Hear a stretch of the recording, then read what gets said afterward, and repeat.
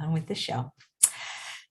Hey everyone, and welcome to Chef AJ Live. I'm your host, Chef AJ, and this is where I introduce you to amazing people like you who are doing great things in the world that I think you should know about. My guest today is Stephanie Spencer, and she is not only a registered nurse, but she's a plant-based registered nurse. She's going to be talking a little bit about her experience working in the medical field, and she's going to be doing a fabulous culinary demo, including a smoothie that has like 22 grams. I can't remember if it was protein or fiber, but fiber, very important. Fiber is the new protein. And she's also going to be making a savory recipe that I'm really excited about because I'm not really familiar a lot with lion's mane, but I hear it's a fabulous ingredient. She's going to be making, in air quotes, crab cakes. Please welcome from Arkansas, Stephanie, to the show. It's very nice to meet you. Oh, please don't be frozen. We practice this. Well, there we go. I can hear you now. Okay. All right. Gotcha. Right at the beginning. Okay. There you go. Hopefully you won't freeze again. Yeah. Take it away, Stephanie. All right. Well, thanks for having me on, Chef AJ. Yeah, my name is Stephanie Spencer. I'm an RN. I've been a cardiac nurse for about 27 years. I used to run an outpatient heart failure clinic for almost 20 years. And yeah, it's kind of funny. I had a kind of a crazy path. After about 20 years, I was just ready for a change. And so it's a long story, but to make the long story short, I basically sat down one day and said, what do I really want to do with my life? And it wasn't just managing the symptoms of end-stage diabetes and heart failure and things like that with no plan to get better. And I wasn't plant-based at the time. Like I didn't even understand anything about that. But I was just kind of unhappy and I was ready for a change. And I thought, you know what, I think I've gotten my money's worth out of my degree. And I kind of heard about this like organic agriculture, like regenerative farming and stuff. And I was just fascinated by that. And so I started looking into it and I happened across this idea of growing microgreens. And so one thing led to another, but to make a long story short, I ended up converting a room in my house to growing microgreens, which I'm going to talk about in my smoothie, but they're just little vegetable seedlings. They're really nutritious, but then restaurants also use them for garnishes, and I grow micro herbs too. So I got into the microgreens business. I started selling to restaurants, and it's really weird. Right about the same time as I was like moving into food and like healthy stuff, my husband came home from the doctor one day with blood work that showed that he was pre-diabetic. And I was like, oh no, we are not going to be diabetic in this house, because all of my patients for my entire adult life, that's what I did, was take care of patients that were suffering from the end stage effects of diabetes. And like in my heart failure clinic, I probably had like 250 patients that I was juggling. And I could tell you, I would say if anyone ever didn't have diabetes, it would really stick in my head. I could count on one hand the number of patients that didn't have diabetes. So all I saw for what I did as for a living was patients that were suffering the end stage effects. So I had seen What the Health about 6 months earlier. And that was the first time I ever really heard, like 30 years in the medical field. And it's the first time I hear that you can flat out reverse diabetes with plant-based diet. And Dr. Bernard explains the whole thing with the fat buildup on the muscle cells. And it like totally made sense to me. So then when my husband comes home later with a pre-diabetes diagnosis, I said, we're going plant-based. And prior to that, I have 3 teenage boys. So prior to that, and like I had kind of heard about a plant-based diet just peripherally, and I actually saw Forks Over Knives about like 10 years ago.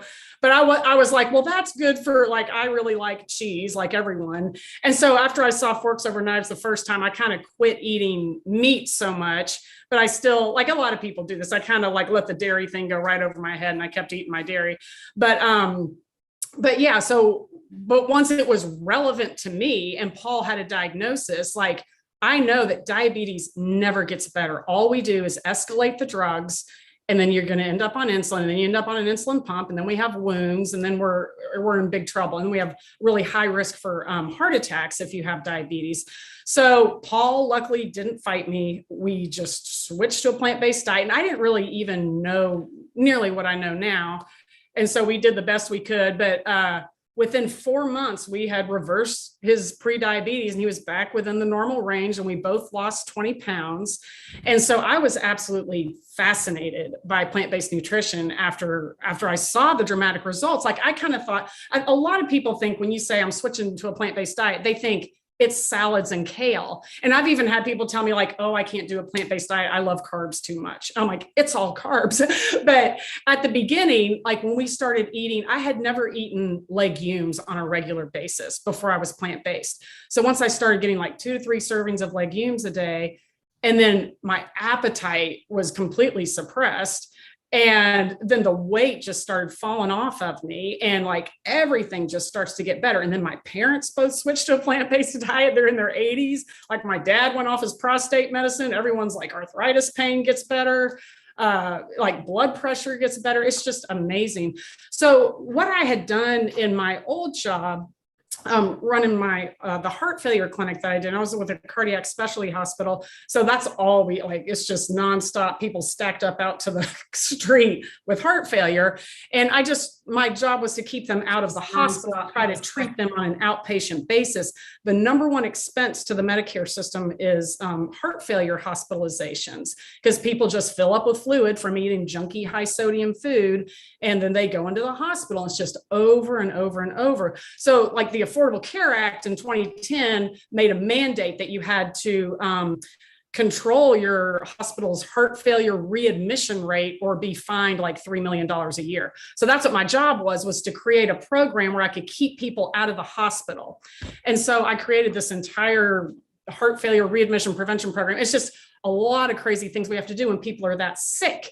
And so I'd have like a 30-step process that I made the nurses do and stuff, and they hated me.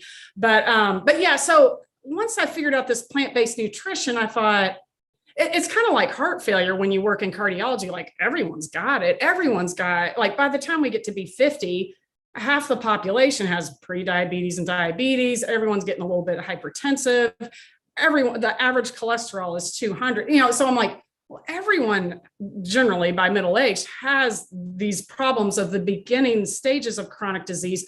What if I just created a course where you take your average person that just knows nothing and walk them through the whole process at the beginning? So, and I forgot to back up and tell you, but after I saw the changes that we made, I was kind of red pilled on plant-based nutrition.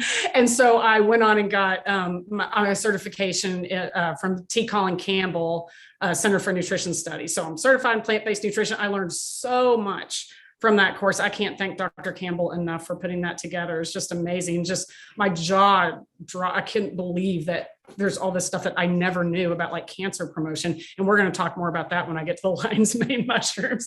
But anyway, yeah. So then I just created a course, and I started teaching this course about 3 years ago. I started just teaching live courses, and I made it into 4 classes. So the first class was, where do you get your protein? That's what everyone wants to know. And I was kind of that way too. Like, I didn't really understand where you could get your protein, and I wasn't really convinced until I like got the certification and read the China study, and then I understood it. So I try to present that like right off the bat, because people can't even focus on plant-based nutrition until it is clear to them that plant-based protein is infinitely superior to animal-based protein. And so that's the first class. Then the second class is type 2 diabetes, what causes it and what can reverse it. And then the third class is heart disease. You're as old as your arteries is the name of the class. And then the fourth class is weight loss. And then, so everyone goes through the class. We have homework. I have an introductory part where they go through, they have a pantry list where they, you just go in and buy all the weird things in one shopping trip, and you got everything you need. We have like a little worksheet where you plug your labs in. I have resources for their physician when they look at them over their half glasses and say, where are you going to get your protein? They just hand them the piece of paper that says the American College of Lifestyle Medicine exists, and and all the references that they need for that. But yeah, so it just walks them through, gives them like homework assignments. We have a fiber assignment. And then we just slowly add in And so the whole idea is you transition over 4 weeks, because I think it's hard for a lot of people to just go cold turkey. So they transition over 4 weeks. And then we do, I call it the 21-day plant-based challenge. And then we take 21 days after you've learned all the cooking skills, you've learned why, and then we dive in for 21 days and go 100%, no meat, no dairy, no oil. And then we repeat labs, repeat blood pressure, repeat weight, and compare to previous. And then I always tell them, like, after you finish the 21-day challenge, then you can decide what you want to do for the rest of your life. But by then it's pretty clear to them the difference that they've noticed. And I've heard so many stories that I have never seen in the regular medical field. Like, I've had students that, for example, one of my favorite ones, this little lady that was really quite ill, and I just had a hard time getting around. And she said at her doctor's office, there's 10 steps she has to go up to get to the cardiologist's office. And she switched, and she said she always had trouble walking up those steps. Like, she'd have to go one step at a time and take a break at each step. She said after 10 days of switching to my diet, after going through my class, she was able, so she had a doctor's appointment 10 days later. For the first time, she was just able to walk straight up the steps without a break. And she said her cardiologist was amazed, and he said he's going to try to start eating beans too.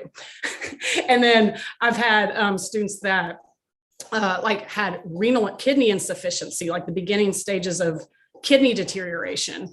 And that's what my patients used to always die from. You get the heart failure, and then you get the kidney failure, and then that's it.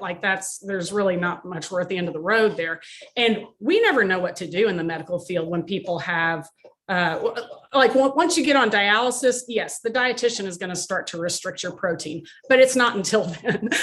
We have plenty of people out there with poor kidney function. No one knows to say, stop eating animal protein. But anyway, I had this student that had the same thing on her labs that showed that her kidney function was deteriorating. And she didn't know, but she just had a vague idea that maybe this plant-based nutrition thing would help. And she asked me about it. And I referred her to How Not to Die, the kidney section with Dr. Greger's book. And it shows how a plant-based diet can really improve kidney function. Because basically your kidneys have to buffer all this acidic animal protein to get to be equivalent to our bloodstream, which is alkalinic, okay? And all that buffering just stresses the kidneys out over time. So yeah, she switched to a plant-based diet. 3 weeks later, repeated the kidney labs, and they were back to normal. And I just saw her 2 weeks ago, and she says, everything is still fine. Her labs are all great. So yeah, it's just things like this that I have never seen get better in the medical field. So it's the most exciting thing I've ever done. Wow, that's incredible, Stephanie. Darlene, who's watching live, says, will going plant-based help her congestive heart failure? Yes. Okay. Let me tell you let's go on congestive heart failure. So if you have congestive heart failure, what I recommend you do, don't even look at my course. And I do have, my course is available. It's an online course. And if you look in the show notes, you can click on it. There's a discount for Chef AJ Live people that sign up within a week. And then we're also going to have a group coaching session. It says there, I think it's August 4th. That's included with the class. You'll have a group coaching session with me if you sign up. So there's 2 ways we can do it with heart failure. Okay. You can do the easy way, which is Stephanie's way, which is just we're going to wrap our heads around this and slowly transition over. But let me tell you, if you have heart failure, I highly recommend looking at Dr. Baxter Montgomery. I'm sure you know Dr. Montgomery, but montgomerywellness.org, I believe. But he is an electrophysiologist. And so he's basically a cardiologist that does the fancy devices, implanted defibrillators and stuff that heart failure patients need. And then he became plant-based. And now he specializes in nutritional interventions. So Dr. Montgomery has it's like a 4-week nutritional detox program. And he has had really good results. I actually hosted a Zoom session with him on PBNSG, and I was able to ask him every question I had about heart failure. And but he's done some case studies, and he has gotten heart failure patients that have an ejection fraction of 22%, which is really low. That's an ejection fraction is how strong your left ventricle is squeezing. Normal is anywhere from 50 to 60%. That means we're squeezing 50 to 60% of the blood out of the left ventricle. And the left ventricle, then it goes to general circulation after that. So 50 to 60% is normal. Below 20% is where we're at like what we call advanced therapy. That's where you're a candidate for a heart transplant or a artificial heart, like a left ventricular assist device.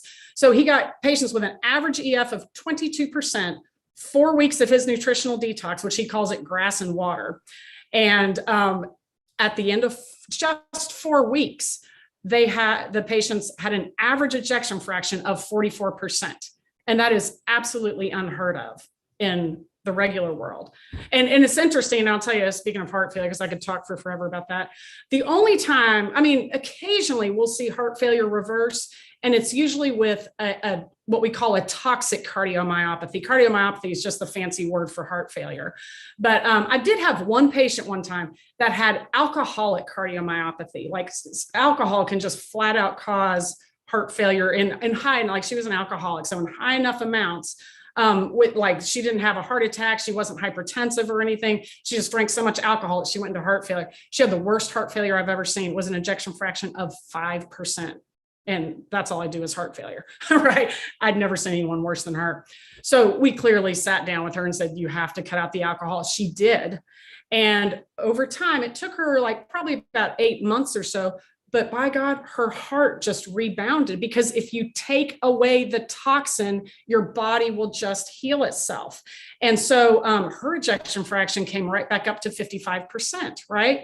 So that just shows that your body is just wants to heal itself. It's like Dr. Esselstyn says, like if you smash your knuckles with a hammer and then every day you keep smashing it and you ask the doctor, why do your knuckles hurt? Well, clearly you need to stop smashing yourself with a hammer, right? But if we can take away the toxin, we can fix things. The most common cause, however, like what Darlene maybe have, and I don't know what kind of heart failure she has, but half of the heart failure we have is caused by heart attack. So you have a heart attack and then like the muscle, the artery clogs up, and then downstream it doesn't get blood flow, and then that part of the muscle dies. So half of that is from heart attacks. The other half is generally from high blood pressure or heart failure. But that's called ischemic heart failure, the heart attack kind. That doesn't ever just get better if you're eating a standard American diet, okay? And granted, we don't have like randomized controlled trials yet with heart failure and a plant-based diet, but we've got some pretty convincing case studies.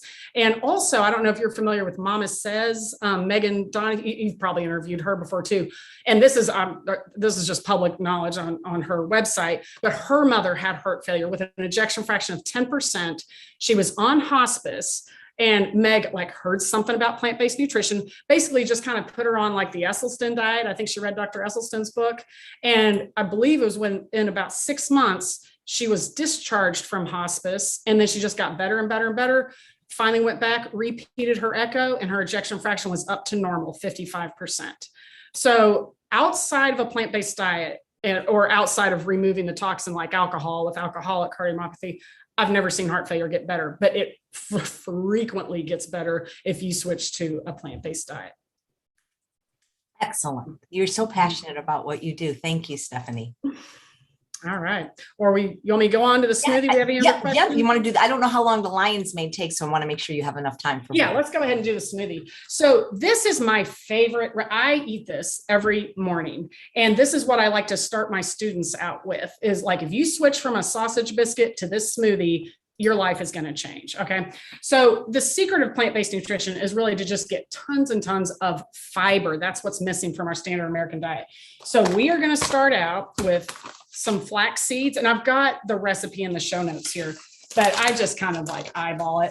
I put a little bit of flax seeds in. This is great for getting your omega-3s. And then I put a little bit of steel cut oats. So we're just getting fiber here.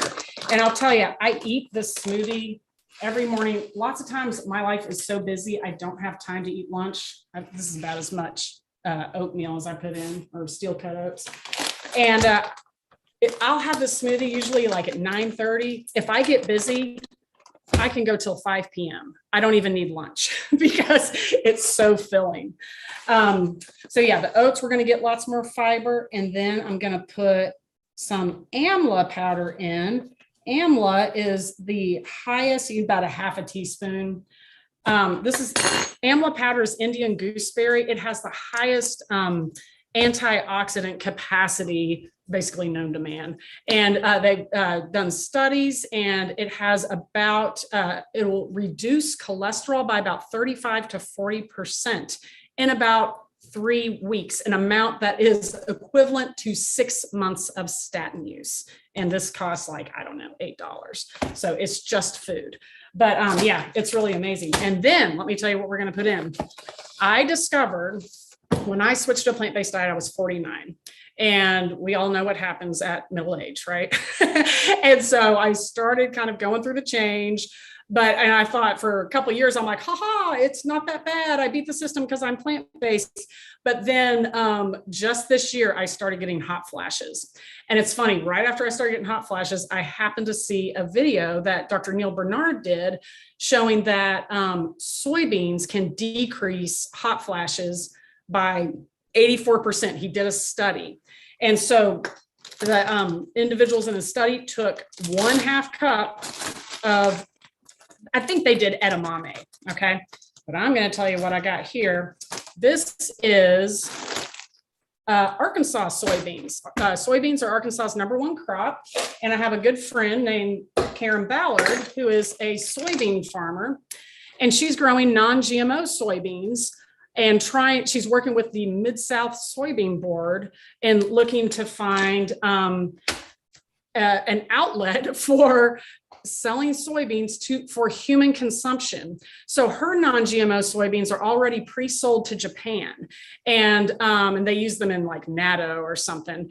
But yeah, so I said, I would love to help you finding a human outlet for soybeans. So she's going around like in the Arkansas Delta, which is the really rural part where people rife with chronic disease. And she tries to promote this soy. And so like I gave her my course. And so she's learning about plant-based nutrition and how that can help with chronic disease. So anyway, it's really exciting. But so you put the soybeans in, and when I started putting soybeans in my smoothie every morning, my hot flashes just completely decreased. I still have them a little bit, but not enough to even really notice. Okay. So what we're going to do is I'm going to go ahead and mix this up right here. I use just a little bit of almond milk, and I like to use almond milk instead. Like, yeah, soy milk would give you more of those phytoestrogens to help with the hot flashes, but the taste I don't care for as much. So I like the almond milk, but you can put whatever plant milk you like. Okay, cover your ears.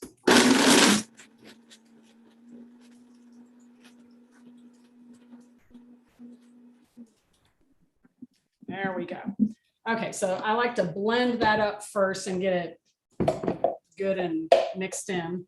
All right, then I'm going to let's talk about microgreens. So this is what I grow. I sell at the farmer's market, and I sell them at restaurants, but these are my 2 best sellers. Broccoli sprouts. If you've never used broccoli sprouts before, they are amazing. I have a link to some research on the broccoli sprouts in the show notes. They target cancer stem cells. They repair DNA damage. They pull carcinogens out of your body. Broccoli sprouts are the highest concentration of this compound called sulforaphane found in nature. And they're studied by Johns Hopkins researchers. So broccoli, you've probably heard Dr. Greger talk about like hack and hold, something about that. That's to increase the sulforaphane content. That's that anti-cancer. It also does a bunch of other things too. But if you get the sprouted version of broccoli, these are just like 8 days from the seed, okay? This has a 100 times higher concentration of sulforaphane than mature raw broccoli. So 1 ounce, which is about this much of broccoli sprouts, has the same amount of sulforaphane, that cancer-fighting chemical, as 1.5 pounds of raw broccoli. So all you need to do is put just a handful of this broccoli sprouts in, and you're getting the equivalent of it's basically like an entire stalk and a half of raw broccoli. Okay. So that's my shortcut. And then this is my other bestseller. It's a rainbow mix. It's got 11 different varieties. So it's got like radish, arugula, mustard, celery, kohlrabi, kale, broccoli, beets, amaranth, buckwheat lettuce, and it's all sorts of weird things that you don't normally eat. And, like Dr. What's his name? Dr. B, the gastroenterologist, I can't pronounce it. Dr. Buskowitz, you probably had him on your show too. But anyway, he recommends getting 30 different varieties of fruits, vegetables, whole grains, and legumes for maximum gut health. So whatever number that's per week. Okay. So I kind of like added my numbers up, and like, I kind of eat a lot of the same things. So I had like 22, but you put rainbow mix in, just one handful of rainbow mix, you can add 11 to whatever your variety is. So there's the rainbow mix. So I'm going to put that in. And I'm going to put some fruit. And this is just the stuff that I like. I always have strawberries, and berries are really good for cancer prevention. They've got tons of antioxidants. So I've got some strawberries, some raspberries. You can really put any kind of fruit that you want in. It's up to you. And I don't like bananas, so I never put bananas in. I know most people do. It's just like a Stephanie thing that I don't care for bananas. And are we doing okay on time, Chef We're AJ? doing great. Okay, good. You're like Joe Rogan. I'm so used to always being pressed for time, but we can just sit and talk, right? No, we like to give everybody at least an hour. Hey, one time Dr. McDougall went over 4 hours, but hopefully that's Oh my goodness. Wow. Yeah. Okay, so I usually, so my base fruit is like strawberries, raspberries, and maybe pineapple. If you are diabetic, I recommend doing a half of a date instead of a pineapple, okay? Because a pineapple is a high glycemic fruit. And if you are like taking insulin or something, you'll notice it. But yeah, use a date if you're diabetic. And if you're diabetic, you want to sip smoothies slowly over like the course of an hour, okay? Yeah, so I do my frozen fruit, and then I'll usually just throw in whatever fresh fruit is available. Like for a while I was doing blood oranges because that was the season, but now I love nectarines. So we got nectarines at the store. So I'm gonna throw that in. All right. Nectarines have a lot of moisture too. And just remember, you can always add more plant milk, but you can't take it out if you get too much. So yeah. And then when you're making a smoothie, you always need some lemon or lime. You need some citrus, or it's just going to taste like grass. Okay. So yeah, citrus is our salt in the plant-based world. So I just get like that much. You can put too much in and then it doesn't taste good. So just, start out with a little, you can always add more. Okay, so you got that. Now I'm going to add just a tiny bit of plant milk and cover your ears. We're going to see how this goes. It might take me a couple tries to get it all blended.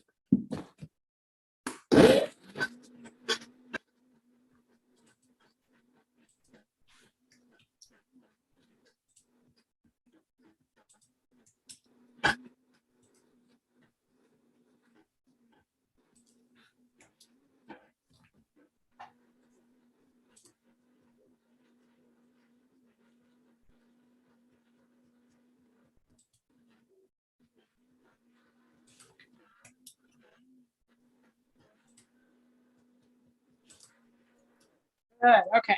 Now I've got it. So, Stephanie, is there any particular type of plant milk that you prefer? for this, I like to use almond milk. And like once you switch to a plant-based diet, you will develop very strong opinions about plant milk. So like I do different plant milks with different things. Like anytime I can, I do soy milk just to get those phytoestrogens because I'm postmenopausal now. But for this, I just prefer the taste of almond milk. So take that for what it is. All right, and then we're just gonna dump this out. Okay. And I'll tell you, for like a year and a half, I mean, like I've done this smoothie every day for 3 years. But one day I woke up and I used to always put it in a glass and just drink it with like one of those thick straws. And one day I woke up and I was like, I am so sick of this. I can't eat it one more time. And then it occurred to me, like, what could I do to make this more exciting? I'm like, well, what if I made it like a smoothie bowl? And so I put it in a bowl, like, here you go. And then what happens when you switch to a plant-based diet, you start to really crave crunch because, like when we're eliminating oil, it's hard to get crunch, right? And so like you think you can do some kind of like, granola thing, it's going to be full of oil. And if you don't have time to make your own or whatever, but I discovered this Ezekiel cereal. It's a sprouted crunchy cereal. There is no oil and it's all made out of sprouted grains. And sprouted grains are really our most superior form of grain. So I just put some on top for a little extra excitement. And then we can toss, just for variety, just toss some blueberries on top. I don't personally care for blueberries in the smoothie because it kind of like, it turns it all gray and it adds like a different flavor, but I like it on top. Like it's just whatever you like. But anyway, I'm going to try to hold this up. Can you see that? It's beautiful. Start. It's almost like, so that's my morning. Like those are almost like healthier grape nuts. It's like healthier grape nuts. Exactly. But it's delicious. And like, it's crunchy. It's just, I am sad if I ever am in a situation where I can't have my smoothie. Like I'm happy to eat this every day. So yeah, that's it on the smoothie. And then I'm going to carry you over there and we're going to go do the lion's mane real quick. I've got my assistant here fixing the lighting. So I did a little practice session and my husband had the brilliant idea of bringing his work light in like a stage light and it makes all the difference. Okay. All right. Can you see me all right there? Perfect. What's the plant-based scene like living in Arkansas? Are people interested? Well, let me tell you. Well, so I'm at the farmer's market every day and it's funny because it's totally different from working in a hospital. Like I was of the belief that like just everyone is diabetic. I go to the farmer's market, there's vegans there. And I also talk about, like I have a little flyer about my class and I talk about plant-based nutrition to people a lot. There are quite a few vegans and we have a really good restaurant scene here.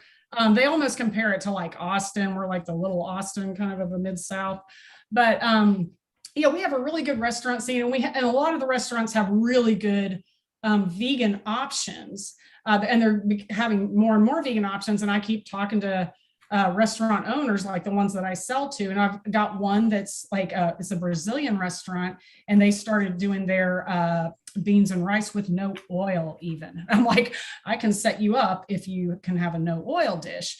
But yeah, it's really surprisingly not as bad as you would think. So it's just coming along bit by bit. So it's pretty exciting. And I have an online monthly support group. So we all get together, like these are all former students. So like when you're enroll in my course, then you also automatically get enrolled in our monthly support group that's just ongoing for forever. And we have a book club. We're going to do How Not to Die in a couple weeks. And so we're all taking a different chapter. And but there's lots of stuff. And in fact, there was Chef Alicia Watson is a local chef here, but she was just on this reality TV show, Big Restaurant Bet, and she was the only vegan and she won. And so she won like a $250,000 prize to like start some big plant-based venture. So it's really taken off. And I try to really emphasize to people, in addition to all of the environmental benefits and the benefits of not eating all these animals, that especially in the South where we are drowning in chronic disease, like this is an excellent way to treat chronic disease and decrease the cost to society that it has. So do you know the lady that won the show? Do you know her? Her name is, in fact, she catered my first class, the first class I ever did. She catered the meals. So yeah, we collaborated on it. Maybe you could introduce us so that she could be on the show and tell her story. Oh, I'd love to. I totally will. Yeah. And she actually has, so she has a little business where she does, she cooks like in a commercial kitchen and then delivers plant-based meals. And she has a couple no oil options too, but they're really delicious. And they're all like really fresh, like grain bowls she shops all, organic local foods too. So she gets most of her foods from the farmer's market or local farmers. And then I'm going to tell you about the lion's mane too. This is from my friend, Jess Wilkins with Y Mountain Mushroom Farm. I don't I think he was kind of probably didn't eat much meat, but like we've just been next to each other at the farmer's market for so long. He is now whole food, plant-based, no oil. He's only 37, but like, so he makes he makes a mix that's a lentil soup mix with mushrooms with no oil. Because I keep telling him like what my students need is just easy convenience foods. And so like I work with different vendors at the farmer's market. There's another one, Rayleigh Narisi with Plantarchy. She's on PLANTARCHY on Instagram. But she does a bunch of, and like she figured out the no oil thing too. She's also certified with T. Colin Campbell. And she does like a no oil black bean brownie. And we have a little store that we even sell this stuff at, a Green Corner store on South Main. But yeah, there's just like a whole lot of stuff sprouting up, and Rayleigh makes like no oil hummus. And so I have a Little Rock Whole Food Plant-Based No Oil Shopper, that's what it's called, Facebook page. And that's where I post everything I find that is legit for anyone that's like trying to reverse their diabetes. So it's a no oil, so I don't, like, I'd love to highlight all the amazing, because there are a lot of amazing vegan things in restaurants, but the vast majority is oil. So I save my stuff for just like any no oil stuff I can find. So it's coming along. It's pretty exciting. So yeah, let me tell you, let's go on to the lion's mane. I had to blow up the recipe and tape it to the wall with my plant-based nutrition. Didn't cure my need for bifocals, unfortunately. So still got that. All right. So right here, this is lion's mane mushroom, and lion's mane is really amazing. It's got all sorts of brain benefits, like studies have shown it's got improved like focus and improved memory. But yeah, it's an amazing thing. And plus mushrooms, and I'll tell you this story really quick. We still doing okay on time? I'm gonna tear this up while I'm telling you the story.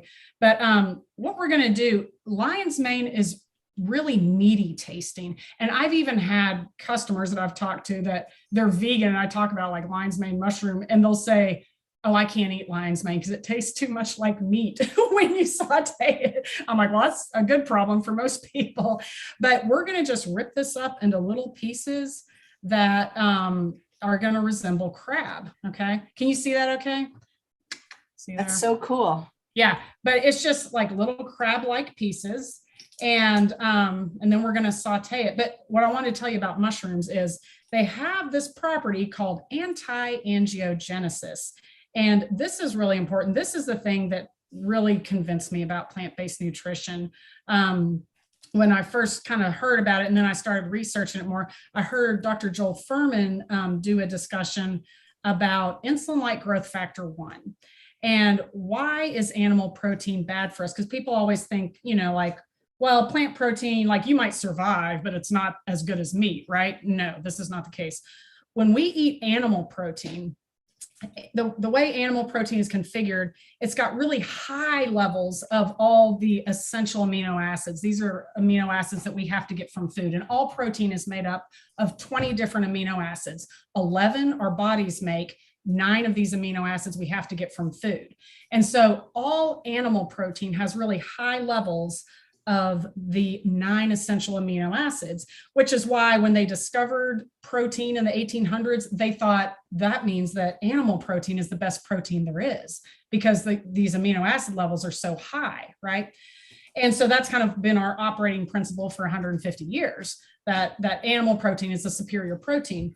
But what we know, especially from the China study, is that plant protein really has all of those 9 essential amino acids, but sometimes the amounts of those amino acids are very low, like lysine and methionine frequently are very low. And so initially, without doing population studies, researchers thought, well, that must be bad, because if something is essential, if it's required to make a complete protein, you want a lot of it. Well, what they found is that when you eat animal protein, these high levels of amino acids make your liver kick out this thing called insulin-like growth factor 1. It's a hormone. And high levels of IGF-1 contribute to cancer growth. Why is that? That's because high levels of IGF-1 from animal protein consumption. That's greater than 10% of caloric intake, basically. That's going to make your liver want to kick out high levels of IGF-1, which is going to make your body want to be in a blood vessel growing mood. Okay. And angiogenesis, angio means blood vessel, genesis means creation of. And so if you have a little cancer stem cell that's lodged in your abdomen somewhere, what does it need to grow? It needs a blood supply. Okay. So if your body's got high levels of IGF-1 in the bloodstream, your body's going to want to grow a lot of little capillaries to feed that cancer cell. And cancer cells have IGF-1 receptors on them. Okay. So they're just waiting for that IGF-1 so they can grow. This is an important understanding to have, that we all have cancer. We all have little cancer cells in us. What matters when we say we got cancer, that means it was detected on a scan.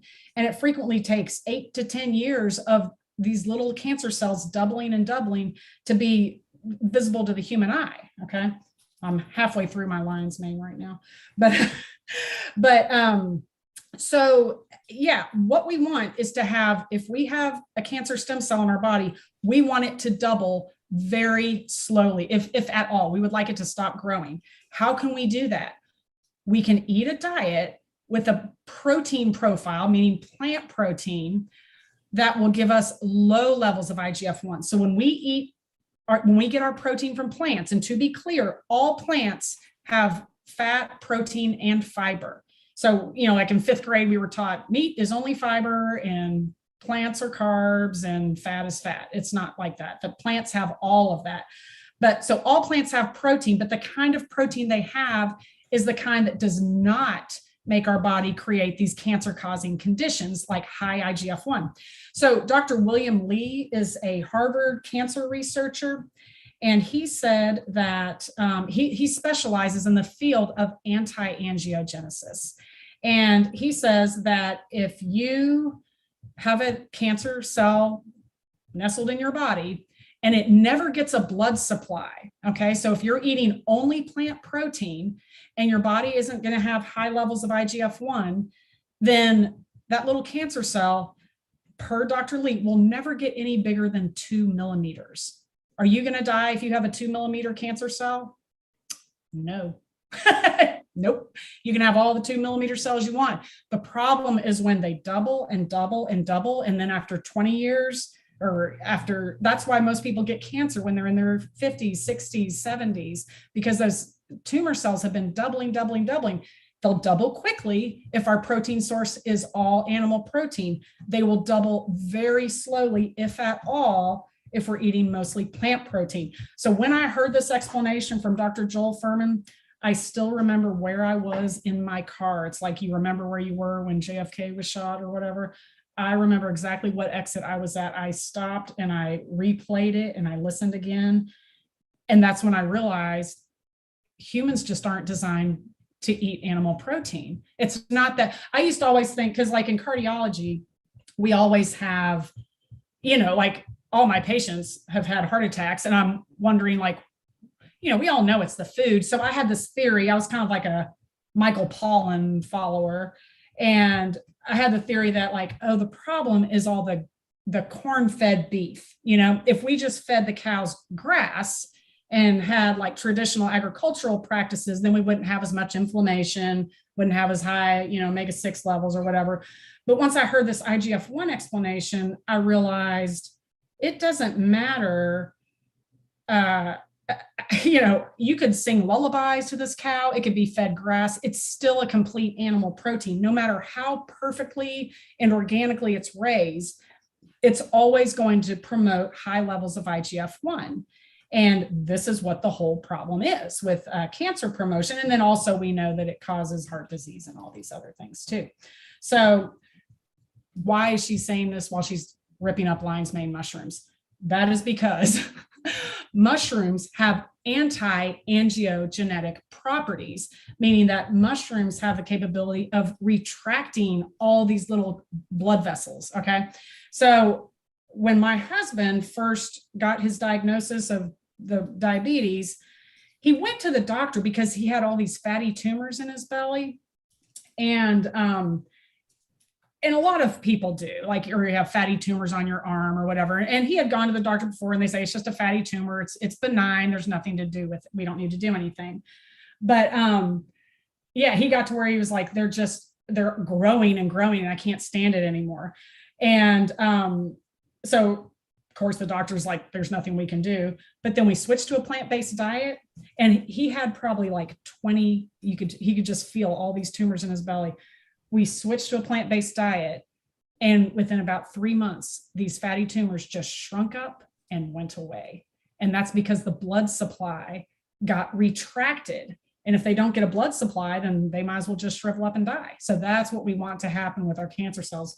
But yeah, that was the explanation that made me think, I don't need to eat any more animal protein. Like, there is no ice cream or cheese that is worth end stage cancer. I used to set people up on morphine pumps. You want to hear something interesting, Stephanie? Yeah. So, because you mentioned actual cancer tumors going away, my husband had I don't know if it was called a tumor, something, I think it was called a lipoma. It's like a fatty cyst. So it wasn't cancerous, but it was unsightly because he's a very lean guy. And he had this, like, it looked like if you were to take a tennis ball and cut it in half, and that was on his back. So it's like he had this skinny guy with like this big bump on his back. And the doctor said, oh, it's no big deal. It's, fatty tumor. It's a lipoma. He's very lean. And he was vegan. But when we went oil free, completely SOS free on August 1st, 2008, within months, I mean, it disappeared. And it was like half the size of a tennis ball. And, went down to maybe the size of a nickel. It's completely gone now. I mean, isn't that wild? It's just amazing. And so I thought, and so it's funny because when you told that story, I thought, well, God, if amazing what it could do for, like a non-cancerous growth, and who knows what it might do for cancer. Right. And another thing I'll recommend for people that are interested in learning more about this protein, Google on YouTube, Dr. Milton Mills. It's called Protein Chemistry for Understanding Nutrition or something.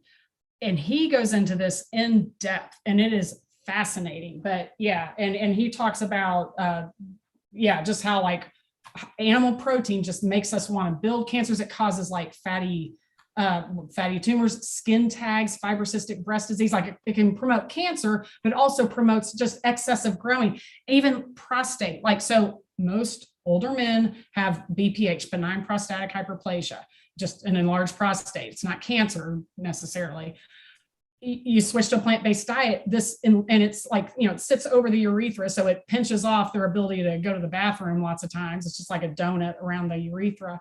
And you go on a plant-based diet, it just can finally, like, it shrinks and it can relax. And that's why, like most older men are on some kind of prostate medicine, it seems.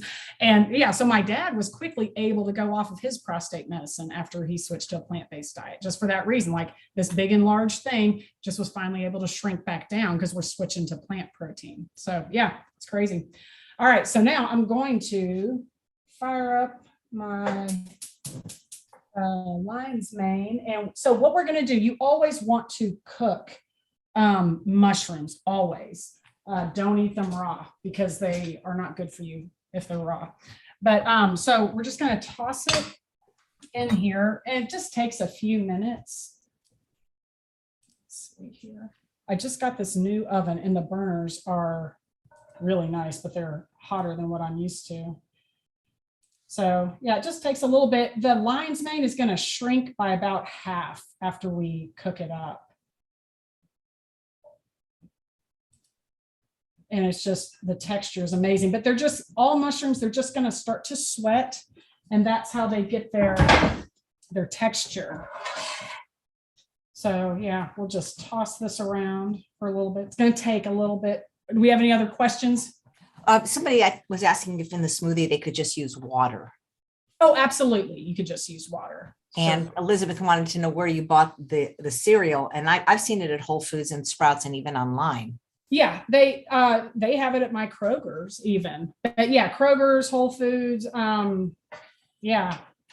And yeah, I'm sure you can get it online. It is kind of expensive. It's like $6.99 or so. But to me, I mean, yes, I guess I have the use of my arms. Theoretically, I could make it, but there's no way I would ever have time to do that. And it's just, it's just so nice to have crunch, you know, when you're oil free. And it's, yeah, it's a real treat. All right, so we're starting to shrink down a little bit here on the lion's mane. We actually have a restaurant in town. Or it's going to be, there were food truck that's going to be a restaurant called El Sur. It's like they specialize in Honduran food, and they make tacos with lion's mane. It's delicious.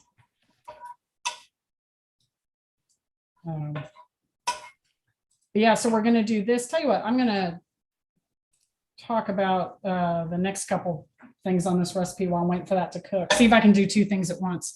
So one of the things we're going to put in this, in the lion's mane crab cakes to make it stick is vegan mayo. Okay. And so I made this, I prepped it and did mise en place in case I can't talk and measure at the same time. But so what this is 4 ounces of silken tofu. And you need like extra firm silken tofu. If your store doesn't have extra firm, you can just do that little Greek yogurt trick, like just put it in a colander with some cheesecloth, put your just regular, like we just have regular silken tofu. And then I just press it through and let the water come out to get it more extra firm. So you're gonna get your silken tofu and then 1 teaspoon of red wine vinegar, 1 teaspoon of lemon juice. And then you need to really whisk it for like a few minutes. And what I did, I always hate those recipes where they say like, make up this whole batch of vegan mayo, and then you're going to use 1 tablespoon, you know, and then you don't. So I prorated it down to where it's just the amount you're going to use, but it's hard to put it in the blender because it's such a small amount. It just goes against the side and that's it. So I whisked it by hand, but you have to really whisk it really well. So when you're making this at home, start with the vegan mayo first, and then you want to stick it in the fridge and let it kind of, you know, firm up a little bit while you're doing the mushrooms and everything else. And we are starting to shrink on down here. Mushrooms just will release their liquid. And even like a regular chef, I think, says like, you don't need to ever saute mushrooms. Like you can always dry saute them. That's what we want them to do because we want them to kind of cook in their own juices. But yeah, they're starting to release their juice now. Remember Julia Child said, don't crowd the mushrooms. So I've got just enough room for them all.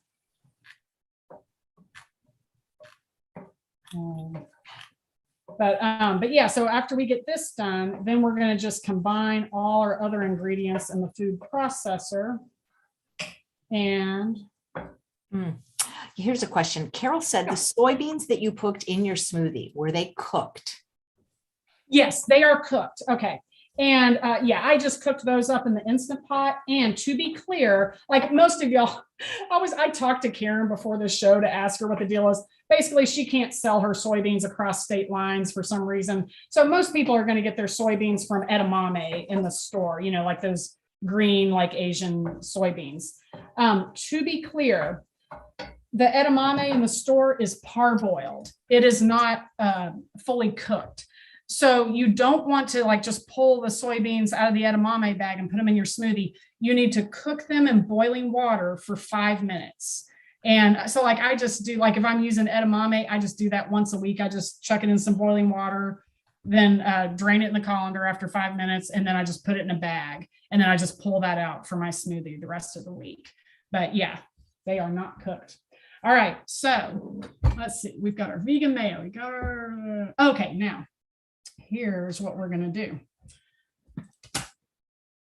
And get my food processor. Okay, and this lion's mane crab cake recipe is really a nutritionally superior recipe. I'm very proud of it.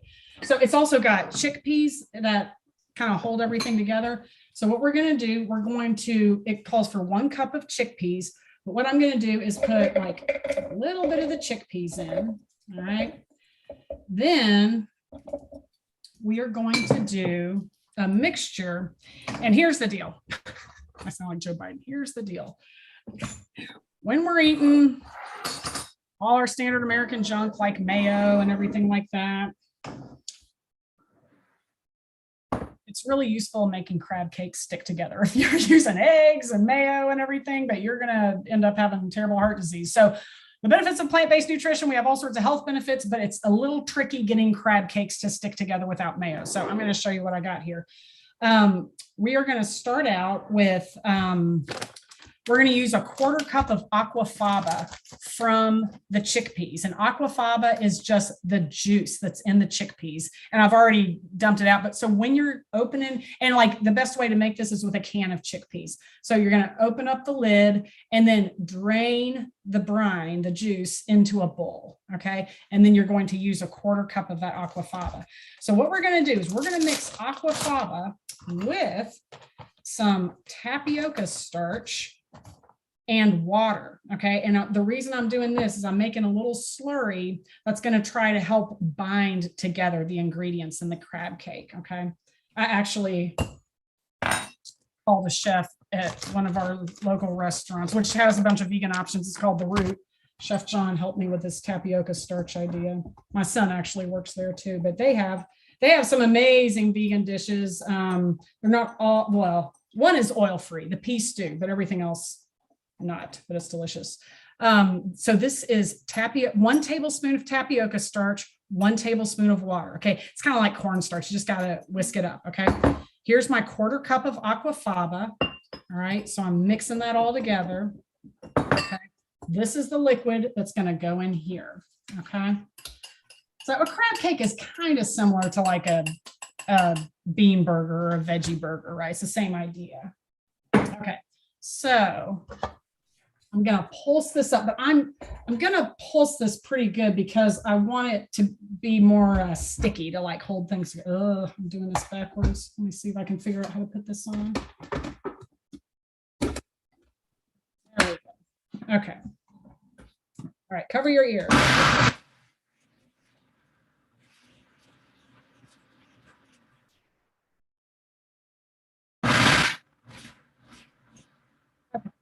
So I blended this up a whole lot because I want it to be kind of more sticky, right?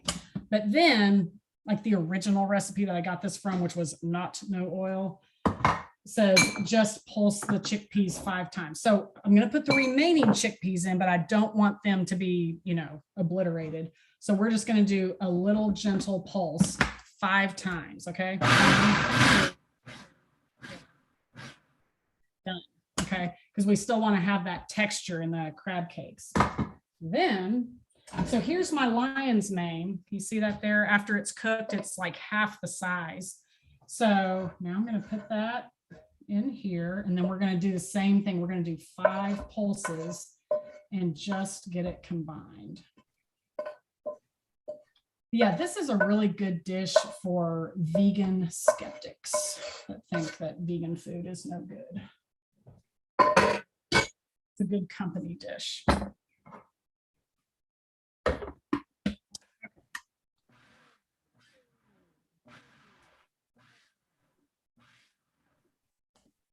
Yes, that's exactly what I want. Let me show you. I don't know if you can see this. It totally looks like crab. Isn't it crazy? That's incredible. And it's amazing. The texture is just amazing. Okay, so now what we're going to do is we're going to mix that mixture with all the rest of our ingredients.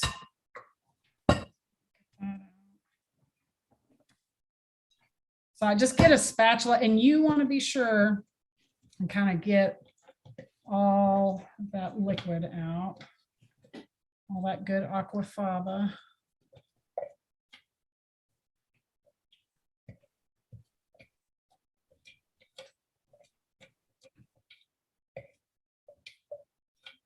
All right.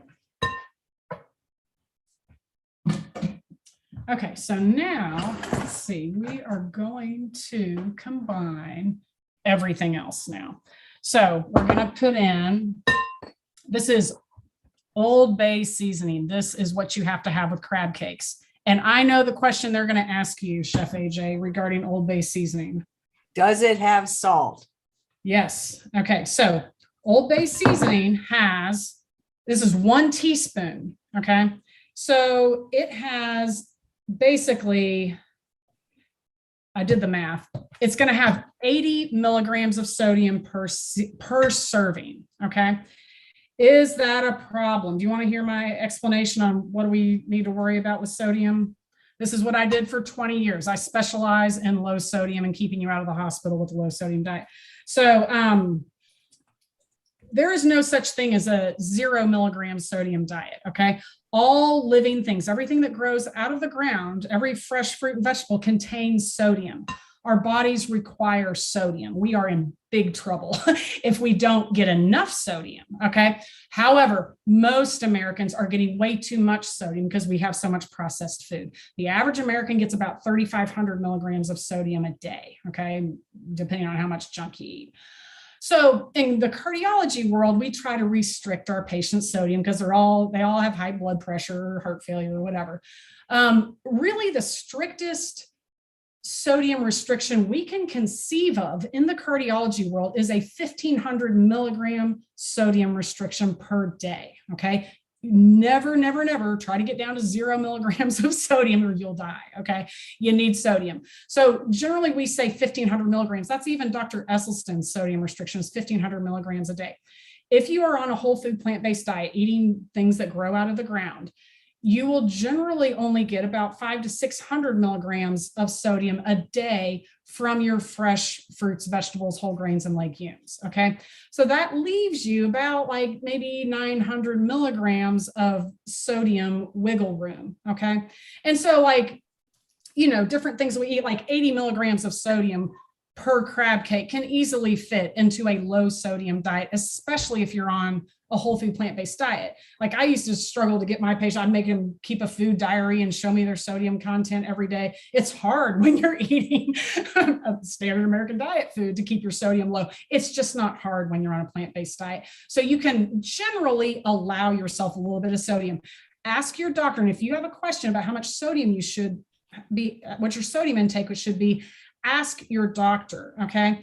But you have to be careful about being kind of crazy overzealous with low sodium, especially if you go on a plant-based diet.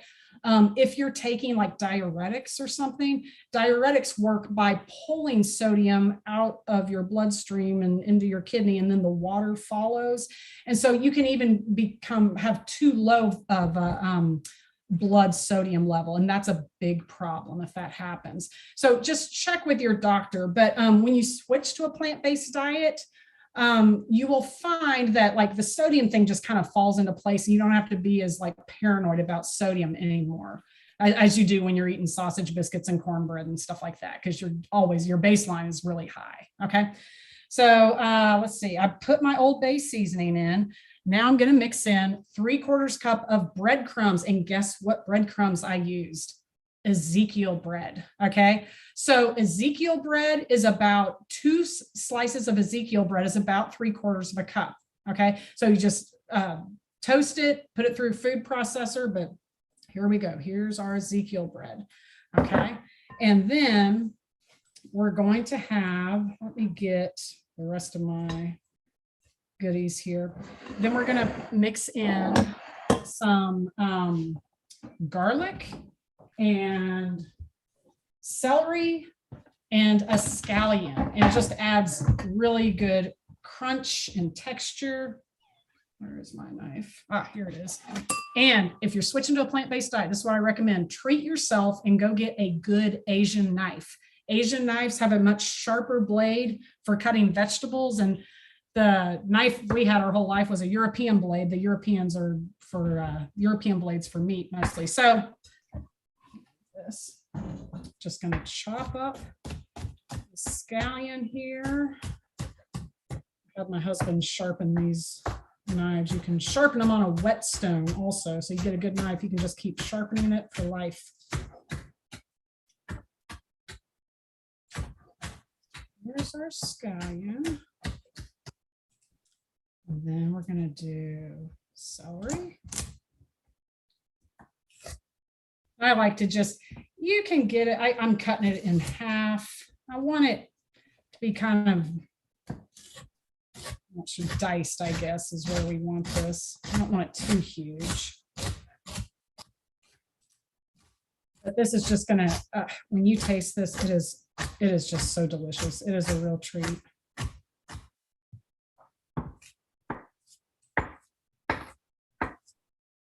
Okay, so there's that. And then we're going to do 2 cloves of garlic. I'm not a professional chef, you know, so it might take me a little bit. You got any other medical questions? Not a medical question, but a question from Mona about maybe using dulse granules instead of the Old Bay. I imagine you could. So I'll tell you, the secret to Old Bay seasoning is celery salt. Well, which is probably where the salt comes in.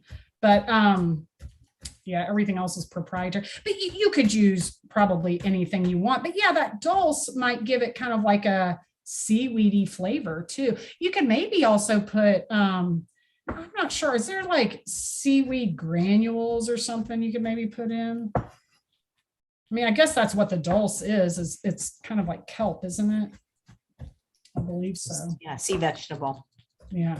But yeah, you absolutely can. Yeah, if you are 0 milligrams of sodium, you can certainly do that.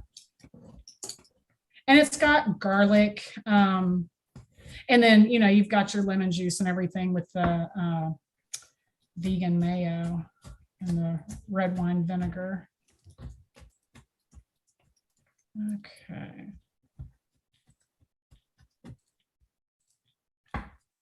And so, yeah, we're not going back in the food processor again, where you're just simply combining all these remaining ingredients. So, Stephanie, when you were working like with cardiac care, what was the diet that they recommended? Like if people had congestive heart failure or had a heart attack? let me tell you, Chef AJ, it's called a heart healthy diet. Okay. So a heart healthy diet is anywhere from 1,500 to 2,000 milligrams of sodium a day. And then we just like, if you ask someone like, what's a heart healthy diet? They'd be like, oh, like all we really can conceive of is like, just stop eating fast food. It's like boneless, skinless chicken breast, low fat milk, salmon on your salad. So that's what happens. People are compulsively switching to these turkey wraps, you know, and what they don't understand is like with a disease of fat toxicity, which I explain this all in my course too, like diabetes or heart disease, we simply can't be getting by even a healthy standard American diet, which American Heart Association diet is a standard American diet, but with different kinds of meat, basically. So they discourage red meat, but encourage white meat and seafood. But to reverse diseases of fat toxicity, we really need to get down like Dr. Esselstyn's diet, which is the most effective diet for heart disease reversal, 40 times more effective than a Mediterranean diet. That is a 10% fat diet. Okay. So even if you're doing like a quote unquote heart healthy diet, which is what we recommend, that's going to be still about 30% fat, but you're just getting different kinds of fat. Instead of the red meat, you're getting all your chicken, and you're going to slavishly eat chicken and turkey and all that stuff. So yeah, and that's why I think cardiologists and a lot of people in the medical field are not that excited about nutrition is because the nutrition that we recommend never works. It doesn't ever do anything. But once you see the effects of plant-based nutrition, you're just so excited because it doesn't cost anything. No one has a patent on it, and it just changes people's lives. So yeah, it's pretty amazing. All right, now we're going to put in, let's see, the rest of our ingredients. So I mixed in the celery, the scallion, the Old Bay, the garlic. Now we're going to put a half of a lemon. So I just use this little lemon juicer. I got a half of a lemon and cut that in half. So we're going to squeeze our lemon juice in. Okay.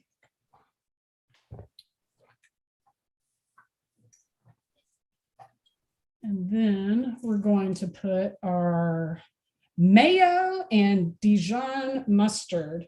And mustard is always a really good lower sodium. I probably shouldn't do this live. Okay, sodium 120 million. Yeah, but mustard is always, it's a good low fat option too. Okay, so here's our vegan mayo. I'm going to put that in. And then I've got a tablespoon of Dijon mustard. Well, my spoon doesn't fit. Hold on. You said something to me before we logged on. I was hoping you would say about the medical field. Yeah. Oh, well, like you're surprised that they don't promote health, right? So, I mean, and I don't want to diss, the entire medical field writ large, but, I got to a point in my career where I was just not particularly happy. And I've always been interested in nutrition. I just never knew about plant-based nutrition because how would you ever find out if you're in the medical field, right? So, yeah, I mean, and I started really thinking like, why am I so unhappy? And I'm like, like if you're unhappy, you need to accurately assess the situation. What hospitals do, hospitals are reimbursement code implementers, okay? And Medicare will put out a reimbursement code for every procedure, for every single thing, and then third-party insurance follows it. And we just need to be clear, like, you don't want to have, and even if you're plant-based, there may be an occasion in which you need to have surgery, right? You don't want to go to some strip mall and have surgery. You don't want to go to Bob's Bypasses, right? It's some like a little pop-up shop. We need hospitals, right? We need these things, but they are basically geared around a reimbursement model. And if something is reimbursable, no one's going to be opposed to it, right? So it's hard, and that's what Dr. Ornish said when he first did his lifestyle heart trial. He was just surprised that it didn't take off. Well, there's no reimbursement for it. And things are not esteemed in the medical field unless they are profitable. And it's a for-profit system. So, it's not that the individuals in the medical system are bad people, it's the system. It simply does not incentivize prevention by using natural methods, even if they're research backed. And what we do is we have a 7-minute office visit, and physicians need to get you through in a short period of time because they make very little money on office visits. And they can make 50 times the amount of your office visit with a 30-minute procedure in the cath lab. And that's not to say every single procedure is a scam or not needed, but there's no incentive in the medical field. And so, and I'm a member of the American College of Lifestyle Medicine as well. And that's something that they really work on, is trying to work with different hospitals, different insurance providers to come up with a different system, which we kind of call value-based care, in which physicians are rewarded for treating the cause of the problem and doing education. And that's what I used to do a lot in heart failure. I found that the most effective thing I could do to keep my patients out of the hospital was to get them to truly switch to a low sodium diet. I didn't know about plant-based nutrition at the time. So I would spend a lot of time talking to them about their diet, but there's no money in that. So then I'd make videos because I don't have time to talk. So everyone needs the same information. That's how I came up with the idea for my course. Like, just make a video. And but that's what we need to do, is you have to change the system to not being a pure profit-driven fee-for-service model. And I think pretty much everyone is aware that this needs to change. You would find very few people in the medical field today that say like, oh no, this is a great system. It's not a great system, and we all know it. So, all right. So now what we're going to do, we're going to put let me double check. All right, folks. Yes, I got everything in. Okay, now we're going to put these into a ring mold. And you may think like, oh, I can just mold them with my hand. Yeah, you could do it with your hand if you had eggs and mayo, but this doesn't have that. So you really need to use the ring mold. And this is like, I think it's a 2.5-inch ring mold. You can get it like on Amazon or maybe at like a specialty store. So I'm just going to spoon that in. How are we doing on time, Chef AJ? Well, I have to teach for Dr. Alviera pretty soon. So if you could wind it up maybe in the next 10 minutes. Tell you what, I'm just going to do one. So there we go. All right. And then we're going to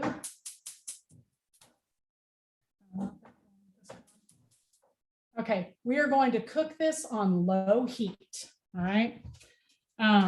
So I'm just gonna, and when you press it down, it makes it more firm, right? And I'm just gonna, can you move this here? There we go. And then I'm gonna hold that down and lift the ring up, okay? And there we go. So now we're going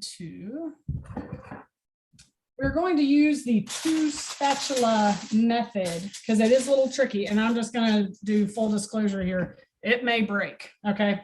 But if it does, you can just remold it when you flip it, and it tastes amazing, and you can just squish it into whatever shape you need, okay? So here we go. Make sure I got my heat right. All right, we're gonna slide it into the pan. Okay, and this takes 2 minutes. And I don't have my phone, which I was gonna time myself with. Can't you ask Alexa to set a timer? My assistant there is gonna time me for 2 minutes. But anyway, what we're gonna do when this is done, we're gonna serve it on a bed of arugula with some lemon wedges. And then also, if I'm gonna not do this live since we're short on time, but also avocado, just put some diced avocado on top, lemon wedges, arugula, and it is absolutely delicious. Oh, I bet on a bed of arugula, yeah. Yeah, oh yeah, it's amazing. And the avocado just, yeah, it's absolutely So wonderful. while you're finishing up, tell people like how they can connect with you, what social media sites that you like to be on the most. In the show notes at the very top, I have the special for my course, the 21-day plant-based challenge. If you type in coupon code Chef AJ Live, you get 15% off. And then it also is going to include a free group Zoom coaching session with me on, I think it's August 6th or August 4th. I can't remember, but I have it written in there. So as soon as you purchase the course, you'll get an email with the Zoom link for the coaching session. But that's mainly what I do. Anyone that enrolls in the course is also automatically going to be enrolled in our monthly support group that's just ongoing for all eternity. I even have plant-based mentors that will take you under their wing that you can just call up or email whenever you have a question. I have these ladies that are just like so on fire for plant-based nutrition. They just want to tell the world. But so there's that. I have, let me think. I have a bunch of links to like all the research I talked about. My Facebook page is Natural State Plant-Based. Type that in the search bar. But that's I actually did clickable links for everything you gave me. Yeah. I made them clickable. Good. So yeah, all those links are in the show notes. And then I have a YouTube channel. But yeah, it's all in there, and my email is in there. So if you have any questions or anything, but yeah, I just like to work with, my specialty is beginners. That's what I like, is people that are just brand new to this. This is what I did for 30 years. I work with Arkansans that like are very ill, that just live the standard American Southern diet, which is even worse than the regular standard American diet. And 2 minutes. All right. Okay. So our time is up. So let me flip this. Here we go. Now we're going to do the 2 spatula method. Okay. It still broke a little bit, but I'm just going to reform that. Okay. And it is nice and brown. Okay.